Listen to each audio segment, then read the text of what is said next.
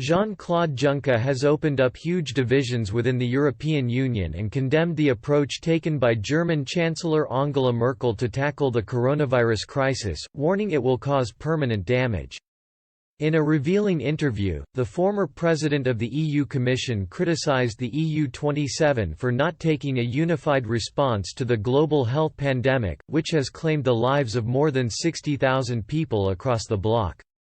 Mr. Juncker, 65, took particular aim at the response taken by the German government and has criticized Ms. Merkel's decision to extend border controls across Austria, Switzerland, France, Luxembourg and Denmark until next month. Mr. Juncker told German radio station Deutschlandfunk, the border region of the German-French-Luxembourg borders in Schengen is now closed again, during the 25th year of the Schengen Agreement. This cannot be. The way that Germany is doing some things here will. On Wednesday, Ms. Merkel announced the German government's exit strategy from the coronavirus lockdown. The German Chancellor confirmed social distancing measures would remain in place, but shops would reopen from next week and schools from May 4. In line with the restrictions, restaurants, bars, cafes, cinemas and music venues will remain shut, with large events banned until August 31. Ms. Merkel said, "We are now moving forward in small steps. It is a fragile situation in which caution is required, not exuberance."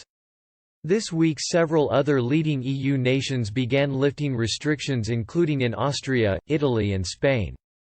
Mr. Juncker also hit out at the lack of solidarity shown between the EU nations from the very start of the health crisis.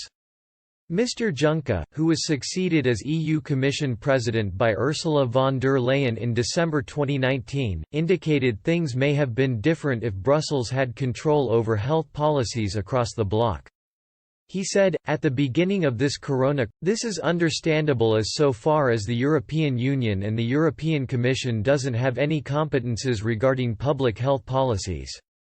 Last week the EU reached an agreement for a £438 billion €500 billion coronavirus package to boost the economies worst hit by the effects of COVID-19. A furious Mr. Juncker took aim at the Dutch government for initially rejecting the terms of the bailout package and called on member states to work together. He said, some governments, primarily the Dutch, used a rough tone of voice when dealing with Italy and pretended as if it was Italy's fault they got into this crisis, from which a financial crisis can also grow. This is not acceptable in view of the dramatic situation. We have to make clear, especially towards Italy and Spain, that the EU is a community of solidarity, and if someone is in trouble, especially if they are not at fault,